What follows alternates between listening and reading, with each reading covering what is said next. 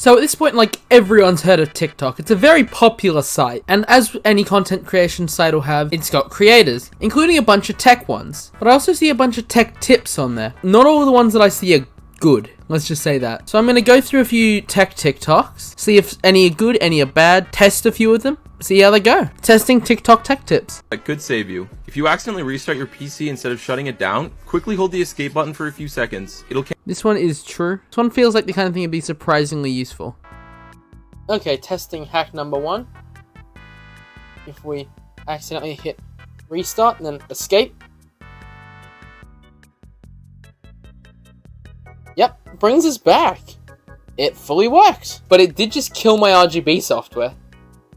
Now all my RGB's out of sync and everything. Run as administrator, type this command, then hit enter, and this will diagnose any issues you may be having. As always, I hope these help. Fair enough. I'll get my command prompt up. If I then enter, this process will take some time. Hey, it's actually doing its thing. I will let you know if anything interesting happens or if it finishes. Okay, yep. No issues. Full 100% complete. No issues with my computer, but the scan worked. Make sure your fans are in the right orientation. Air flows this way. Yep, the ugly side is the back side. There'll usually be an arrow. Or this way. Get a magnetic good tip advice, good screwdriver. advice. This will save your life. Keep all your boxes somewhere. Magnetic tip is a good idea. It doesn't sound like one, because there's always the thing of, oh, magnets will ruin computers. But as long as you're careful and you're not like running along the motherboard, you'll be fine. Preferably in your cases box. You never know when you gotta return something. If you have 4 DIMM slots and 2 RAM sticks, make sure they're running in dual channel. Check your motherboard manual. Yep, You good gotta advice. use zip ties. If you have a graphics card, make sure to plug your monitor into the back of it. Once again, a lot of this is basic advice, but it's pretty good advice. You don't want to be using integrated graphics if that's even applicable. You should consider sticking to a color scheme if you want a more consistent looking build. Once again, true. Here's my build, for example. I pretty much went all black with different RGB. But if you have a color scheme and you stick to it, even if it is just flat black, it'll look very nice. Go as little of the cables as possible. I tucked them in behind this cable management bar. You can see a great example of the CPU fan cable right there. And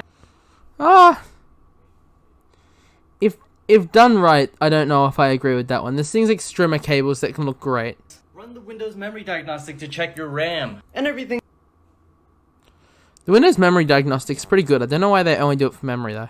Overall, pretty good advice. Definitely basic advice, but pretty good advice. 5 tips when building your PC. Okay. Number 1, make sure you always test your components before putting it in your case. Like literally just put your CPU, your cooler, your RAM, and your power supply and just test it if it works. You don't. I sort of agree with this one. Now, this is something that I do, but depending on the time and how confident you are in your parts, you don't need to. Number 2, there's a way to power on your motherboard without having it connected to your case. Just literally find the power button or the power switch and touch the positive and negative terminals together with a screwdriver and your motherboard should turn on, obviously having your power supply connected to it. And your Okay, you got my test bench here, just literally using a USB. Yeah, it boots up. No power buttons hit. Screwing in your motherboard to your case, make sure you're screwing in as a X pattern. For example, you screw in this one first and then the top. I don't agree with that one. Okay, so let's explain screwing in your motherboard quickly. Let's say you've got the case standing up for some reason, right? Then you start at the top, then you do the other top one, and you hold it in from the top so it's not swaying about. Not next, right? But okay, what if it's not standing up? What if it's lying down? Then it makes no difference. Makes no difference, does it? Number 5 and most important, make sure you always ground. These goddamn anti-static wristbands, look, they're effective, they work, but for modern day components, if you're being safe with it and you're grounding yourself every now and then, you don't need it. Look, it's a precaution, and they work. I'm not going to say that, oh, they're bogus, they don't even work. They work. They're just not necessary, if that makes sense. Next one. The most common mistake that people make when they first set up their new PC. Okay. So they've set up their new PC and plugged everything in, but when they go to power it on, there's nothing showing on the screen. Now 99% of the time it's because the display cable is not plugged into the right place. So this is the motherboard here, where the...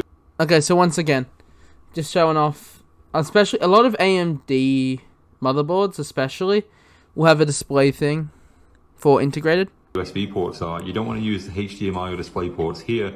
You want to go down to the graphics card, which is here. Normally has 4 ports. Now, if you plug into the motherboard and you've still got something on the screen, that means you're using the integrated graphics. You're not using the performance of your graphics card. And that's it. That's one of the most common mistakes. Once again, basic advice, but pretty good advice. These are 4 PC building tips here we that go. you need to know. Investing in a proper toolkit will save you so much time.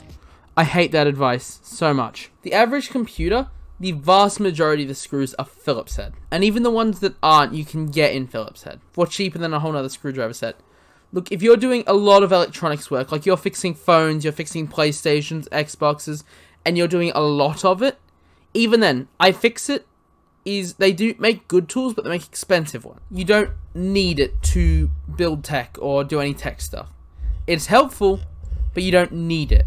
In almost all of my videos, you will see that I'm using just this average Stanley screwdriver set. It does have a mini, it's not in here at the moment. But I'm just using an average Phillips and flathead screwdriver set. And I've been doing fine, except when I'm doing like things on phones. And number 2, stop overthinking your thermal paste patterns. A cross or a dot has equal coverage and also... That is just false. A cross or a dot, it does matter. Not a lot, but it does matter. To say that they will have equal coverage is just false. The top one is going to spread more in the middle and to each of the edges, and the X will most likely get more to the corners. Both of them are going to be effective, but they won't have equal coverage, especially depending on your CPU. On some bigger ones, things like Epics from AMD, you just can't use a dot. After installing your RAM sticks, make sure you check your RAM profiles inside the BIOS and enable XMP for the fastest speed. That one's true. Set your RAM speeds. That one's true. And finally, at number 4, disable all of the startup apps that you don't use or need. Your system will run faster and you're not wasting time closing them constantly. That's not bad advice either. Stopping startup systems is pretty good. You tend to develop them over time and you don't even realize it. What happens if you build a computer directly on carpet? Carpet is well known for easily creating static electricity. And PC components like graphics cards and motherboards come pre-packaged in anti-static bags to prevent any of this electrostatic charge up from damaging the components.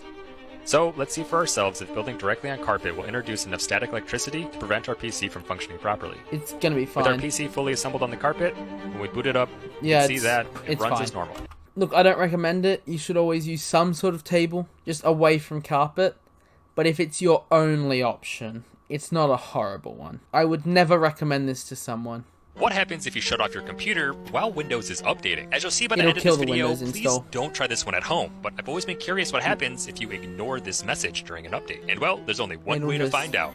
With our power supply unplugged during the middle of a Windows update, our first step is simply to plug it back in. And now Windows does begin to boot as normal, but quickly begins to undo changes that couldn't be completed due to interruption. And much to my surprise, we are able to access the desktop, but this is where the issues start to become apparent. Files and applications no longer function. Yeah, everyone's gonna have different results. Sometimes you'll do it accidentally and be completely fine. Other times you will just flat out kill your Windows install. You can usually recover some data at least, but not always a lot. Your computer should look better than it performs. I could not agree more. People often tell me I could have better specs for the price I paid, and honestly, I don't care. I don't have this 4080 in my build because it doesn't fit the aesthetic. Instead, I have a white 30. Okay, I disagree with this very hard. In my opinion, there's a middle ground.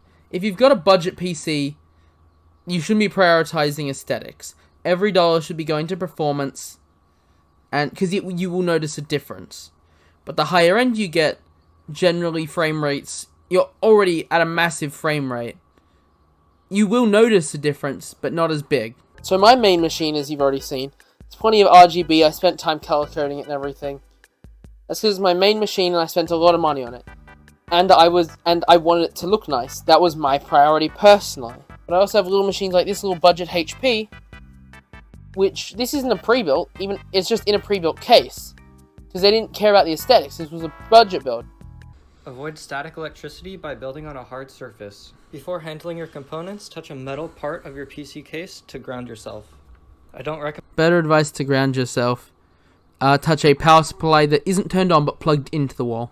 Are you looking for a pre-built gaming PC, but you don't want to spend the money that some of these pre-built companies are asking for? Well, I've got a solution for you. Check out eBay and search for the HP Victus desktop. These are trustworthy and affordable options. I was able to find this one with an i5-12400F and a 2060, or this one with an i3-12100F and a 1660 Super. And if you want to spend a little bit more money, I found an i12-700F with a 3060 Ti, which is just kind of crazy. If you are interested in picking up any of these, click on the link in my description, go to my eBay link. Okay, this is pretty good advice. I've had a look at the Victus before. The prices are pretty good, but they also tend to fluctuate. Okay, especially for budget PCs, one of the best pieces of advice I've got is pick up a second-hand office desktop with a pretty good CPU in it, and then essentially just chuck a graphics card in. It's not even good ASMR. It's not even good ASMR. Not even Intel wanted it. In my PC, my GPU sags a little too much for my own liking. Okay, that is so today we're gonna... that is the smallest amount of sag I've ever seen. As well as he has an Aorus reinforced PCI slot, so that is more than fine. First thought was a vertical GPU bracket. However, I don't think that's gonna work with this case. That looks like it's made for a specific case. That doesn't look like the kind of thing you just slot in. So sadly, we're gonna have to look for something else. Let's use a stick.